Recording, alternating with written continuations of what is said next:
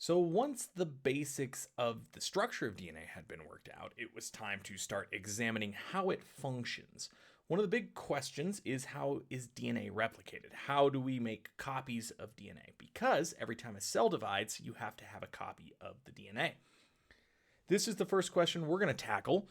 We will also examine how information is stored and then expressed in the DNA in later chapters. So Watson and Crick, they were a little cheeky in their publication. They said it has not escaped our notice that the specific pairing we have postulated immediately suggests a possible copying mechanism for the genetic material. They're like, yeah, we know, we have an idea of how it works. Full details of the structure, including conditions assumed in building it, and together with the coordinates of the atoms, will be published elsewhere. So they said, yeah, we think we know how it's copied. We'll talk about that later. We're not going to examine that. What we're going to look at is the experiments that went about establishing how DNA is actually copied. So there were three possible hypothetical models of how DNA was replicated. These hypotheses each were equally likely without any background data. So we have the conservative mechanism, where the parental DNA, the original DNA strands, somehow stay together, but we get an identical copy of new DNA, right? That is possible. We have the semi-conservative model.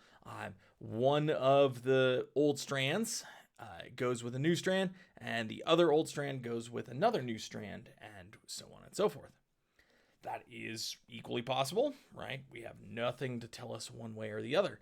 The dispersive model, somehow the old and new DNA get intermixed and they're dispersed. Again, nothing to say one or the other. Although, I think Watson and Crick would have probably argued for some of these, but this one, a little more hard to propose hypothetical mechanisms for it, but we need to do an experiment to establish which of these it is.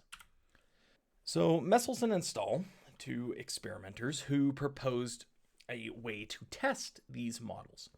They used two different isotopes of nitrogen. Nitrogen 15 is a heavy version. It has an extra neutron compared with the normal nitrogen 14. So they established if we grow E. coli in nitrogen 15, it will incorporate that heavy nitrogen into its DNA. And then they took them out of that nitrogen 15 and put it in a nitrogen 14. So any new DNA would be lighter than the old DNA. This is going to test these different models. So they're going to use ultracentrifugation to separate out these different weighted nitrogens.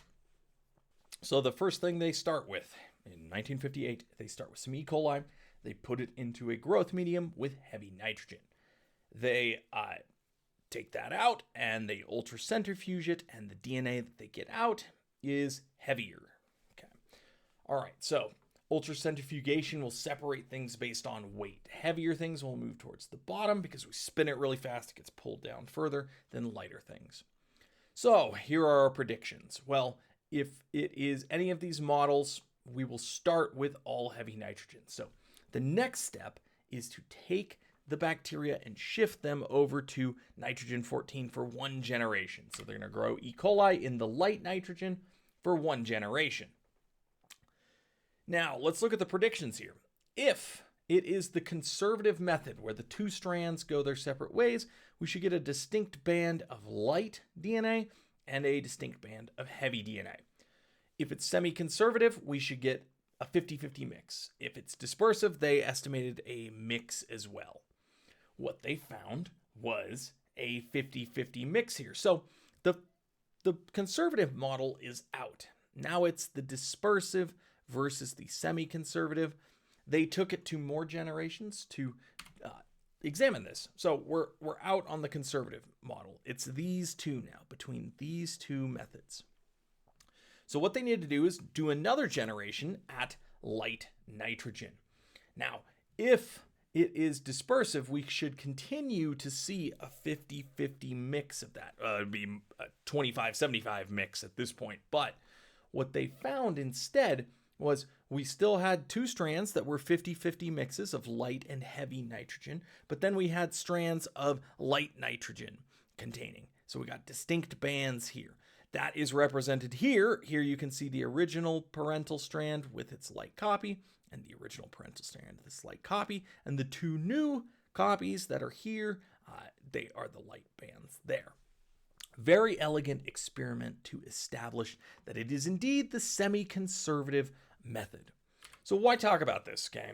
You're not going to be ultracentrifuging things with heavy nitrogen. Probably, maybe, who knows. But this mechanism, the semi-conservative mechanism, is important because each old strand of DNA is going to serve as the template to build a new complementary strand of DNA. So if you unzip the DNA, you have a template here to build the new copy. And over here, you have a template to build the new copy. And you end up with two double strands. You can give one to each daughter cell. And that can continue over and over again. So this is a really important first step in understanding how DNA is replicated. All right, so test of your remembrance here. Which model of replication was supported by the Meselson and Stahl experiment? Go ahead and pause the video. Think about that.